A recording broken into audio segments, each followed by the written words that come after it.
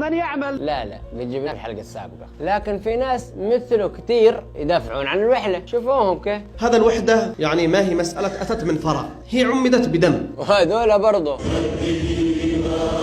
طبعا هذول اللي شفتوهم خارج بلادهم الشمال ويحتفلون بالوحدة. من خلال ملاحظتنا اكتشفنا بأنه كل برغم اختلاف مشاريعهم السياسية إلا أنهم يدافعون عن الوحدة. لماذا؟ لأنهم ما شافوا المليارات إلا بعد ما توحدنا معهم. من حميد صندقة إلى مخلاف المقاومة التعزية، سرقوا ونهبوا واستغلوا الحرب على الجنوب لمصالحهم الشخصية، وغيرهم كثير من الأسماء، لكن مش وقتها نذكرها لكم دحين. خلونا بحكي لكم قصة قصيرة. في عام 2015 مش بعيد، انها قريب قبل كم سنة يعني، جاء هذا واحتل شمال اليمن وسوى كل شيء ودخل كل مكان، وهذا صدق نفسه وحاسب انه قادر يحتل كل مكان، وجينا عند الهنود وبقايا بريطانيا وطردوه طردة الكلاب وعشق الروس ورجع لباب اليمن. ومرت الايام والسنين لين ما اصبح هو الشمال وتعايش معه كل اللي في الشمال. لكن الناس اللي تقول مش كل اللي مع الحوثي، نحن بنقول لكم شوفوا هذا الفيديو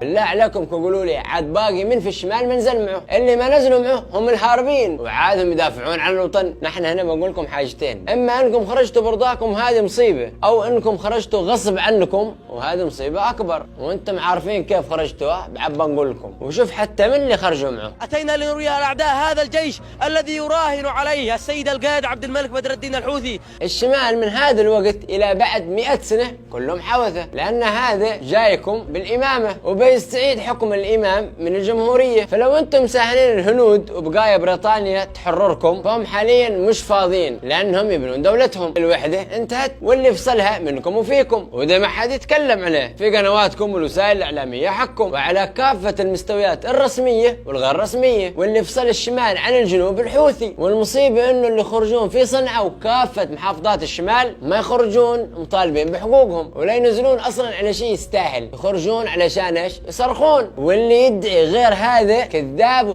بنوضح لكم اشياء كثير ومفارقات بيننا وبينكم غير الصرخه طبعا، اللي لو تنطبق السماء على الارض بابا ترتفع هذه الصرخه في ارض الجنوب. وثاني حاجه عندكم عمله ثانيه غير عمله الوحده اللي عادكم ماسكينها ما تقبل عند الامامه. واما موضوع الضرائب، ياخذ ضرائب غير اللي تدفع للحكومه، وفي حدود وجمارك، وكلها انشاها الحوثي اجباري على مواطنين الشمال. وفوق هذه كله يخرجون ويصرخون عادهم. خلاص واضحه البلاد مفصوله من كل مكان. ايش ناقص يعني؟ الناس اللي تقول انفصلوا ايش ناقصكم؟ ما عليك انت اصرخ والهنود بينفصلون والامور بتجي بالمزاج. انت شوف يعني لما بغوا بيتوحدون معك جلسوا من السبعينات للتسعينات مشان يتوحدون، والجنوبيين بينفصلون وهذا من حقهم لان الوحده بتكون مع من يعني. واي واحد بيتكلم عن الوحده لازم يروح يحرر الشمال من الصرخه. واللي في مأرب حتى الغاز حقهم استغنى عنه، قدوا فيه غاز فارسي في الشمال. ولا انتم احنا مساهلين ايش؟ منتظرين ايش؟ الهنود واصحاب بريطانيا يجون يدافعون عنكم، فهمونا احنا مشان نقدر نفهم. ولا قوات مأرب تعرف انها تجي لعدن بس؟ شوف يا منعه، دخل جوجل وشوف الخريطه وشوف وين مأرب وين صنعاء. ليش الشماليين ما يروحون يقاتلون ويحررون بلادهم؟ اول شيء حرروا مأرب بالكامل، بعدين تكلموا على الوحده براحتكم. وتلاقي اسره فيها الحوثي والاصلاحي والعسكري وكلهم الشلفه مع بعض.